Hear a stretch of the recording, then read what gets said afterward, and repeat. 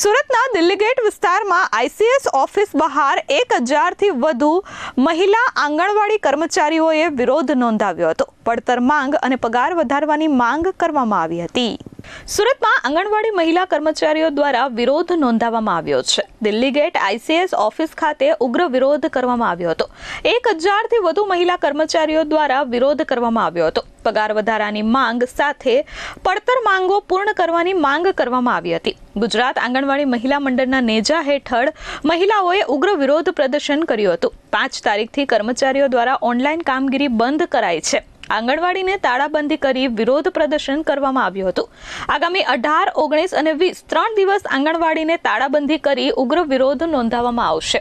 Delhi gate ખાતે મહિલા કર્મચારીઓ દ્વારા ચક્કાજામ પણ કરવામાં આવ્યું હતું। जी, मारा नाम सीमाबेन श्रीवाल है। गुजरात आंगनवाड़ी कर्मचारी संगठन में प्रवक्ता तरीके फरज बजाऊं छूं। आज अमे दिल्ली गेट खाते अमारी जे कचेरी है तेनी आगळ उभा रह्या छे। अमारा विरोध ए छे कि 2018 थी सेंट्रल गवर्नमेंट अने 2022 थी गुजरात सरकार अमारा 1 રૂપિયા भी વધારા नहीं कर्યું छे।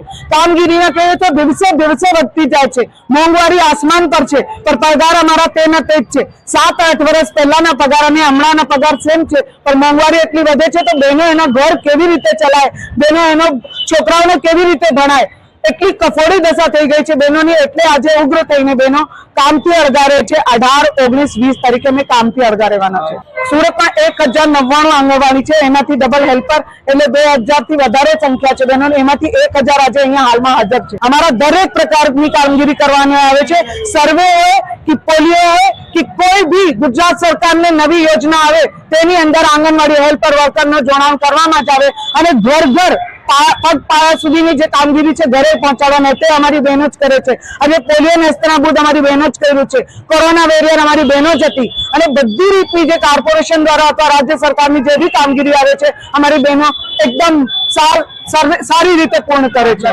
આજે અમારો છે ને ગુજરાત હાઈકોર્ટે અમારે ચુકાદા લેવી છે 24,300 વર્કર ને 20,800 હેલ્પર બહેનનો।